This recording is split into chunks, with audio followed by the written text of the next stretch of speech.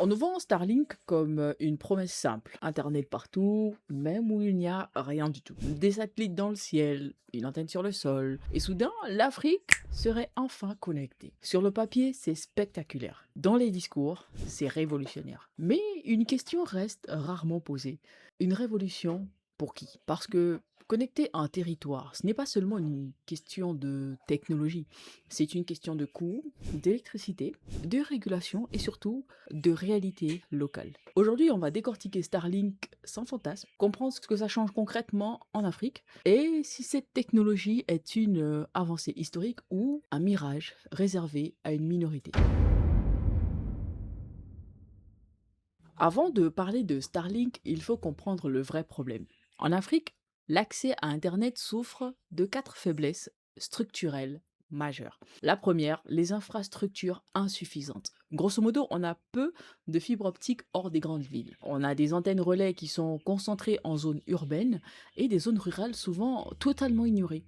Deuxièmement, la qualité est instable. En gros, les coupures fréquentes, les débits qui chutent aux heures de pointe ou les latences élevées, les visioconférences difficiles, les streamings instables, bref, ceux qui me suivent sont un petit peu au courant du bail. En trois, on a la dépendance à quelques opérateurs. Il y a tellement peu de concurrence, les prix sont tellement élevés par rapport aux revenus moyens et l'innovation est assez lente. Et en quatre, électricité instable. Donc sans courant, pas d'internet et peu de solutions de secours intégrées. Résultat, même quand internet existe, il n'est ni fiable, ni accessible, ni constant.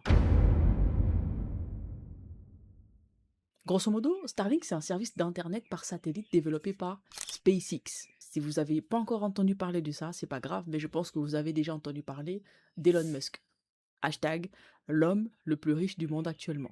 Mais attention, ce n'est pas un satellite classique. Les différences clés avec l'Internet satellite ancien. Grosso modo, sur l'ancien satellite, on avait orbite très haute, donc 36 000 km, la latence très élevée, l'Internet lent, mauvais pour les vidéos et les jeux. Bon, grosso modo, c'était pas ouf. Maintenant, avec Starlink, ce qui nous est proposé, c'est une orbite basse d'à peu près 550 km. Une latence faible, Internet rapide et compatible pour le streaming et les vidéos. Starlink utilise des milliers de petits satellites qui se relaient en permanence au-dessus de ta zone. C'est pour ça que c'est un peu plus simplifié. Déjà, quand tu fais l'achat de pack Starlink, tu reçois une antenne satellite motorisée, un routeur Wi-Fi, des câbles et une application mobile. Du coup, comment ça marche? Tu poses l'antenne dehors, face au ciel. Elle cherche automatiquement les satellites, t'as rien d'autre à faire, tu la poses, elle fait son taf. La connexion est directe, tu n'as pas besoin d'attendre qu'un opérateur fasse quoi que ce soit. Pas besoin d'opérateur local, c'est ça le banger. Aussi facile d'accès qu'un rayon de soleil, bah en fait, Internet arrive chez toi par le ciel. Important, Starlink ne dépend pas d'une structure locale sauf autorisation légale et électricité. Du coup, si t'as pas d'électricité, bah c'est la base. Le débit moyen observé chez Starlink, en download, on se retrouve de 50 à 200 mégabits par seconde. En upload, on a de 10 à 40 mégabits par seconde. Et en latence, on tourne autour de 20 à 50 mégabits par seconde. Franchement, c'est déjà bien moins de latence que certains opérateurs. C'est suffisant pour YouTube, Netflix en HD, la visioconférence, le télétravail, le gaming en ligne, l'upload de contenu. Si on compare ceci à de la 4G saturée, franchement, c'est bien meilleur. Et parfois, c'est l'équivalent d'une fibre moyenne. Le cas où Starlink est exceptionnel, bah en fait, les zones rurales isolées, les villages sans antenne, les écoles reculées, les ONG qui vont un petit peu partout, les entreprises minières et agricoles, les créateurs de contenu qui sont hors des grandes villes. Starlink crée Internet à partir de zéro. C'est ça la révolution. Mais maintenant, parlons du sujet qui fâche. Le coût réel de Starlink en Afrique. Pour avoir le kit matériel, on tourne autour des 400-600 dollars. L'abonnement mensuel tourne autour de 50 à 90 dollars.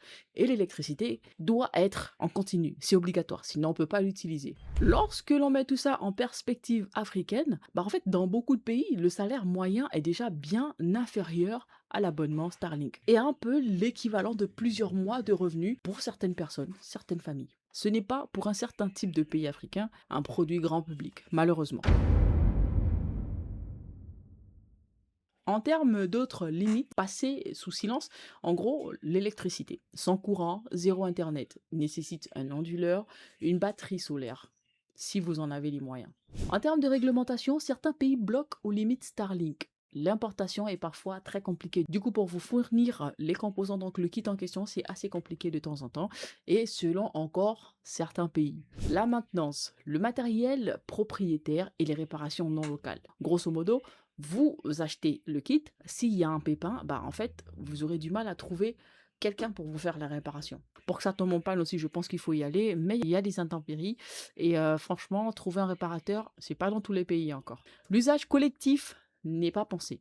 C'est pas optimisé pour les cybercafés à bas coût, donc low cost. C'est pas pensé pour les quartiers populaires. Vous le comprenez pour ceux qui sont pas au courant. Grosso modo, en termes de débit, si vous avez 20 mégabits, dites-vous que 20 mégabits sera divisé par le nombre d'appareils présents dans les alentours qui sont connectés.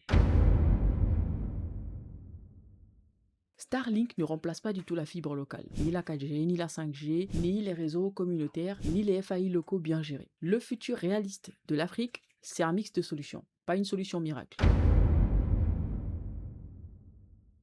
Révolution, bien sûr, mais pour les institutions, les projets éducatifs, les créateurs sérieux, les zones totalement isolées, Mirage pour les foyers modestes, un usage quotidien, urbain bien sûr, et les pays sans politique numérique claire. Starlink n'est pas une arnaque. Ce n'est pas non plus un sauveur. C'est une technologie puissante, pensée pour contourner les infrastructures inexistantes, mais pas pour contourner les réalités économiques. Aujourd'hui, Starlink ne connecte pas l'Afrique, il connecte certains Africains. Et tant que l'accès restera cher, dépendant d'une électricité instable et d'une entreprise privée étrangère, la révolution sera et restera partielle. La vraie question n'est pas est-ce que Starlink marche, d'accord? La vraie question c'est à qui profite cette connexion? Dis-moi en commentaire ce que tu en penses. Révolution nécessaire ou solution élitiste? Abonne-toi si tu veux une tech expliquée avec les pieds sur terre, pas seulement avec les yeux levés vers le ciel.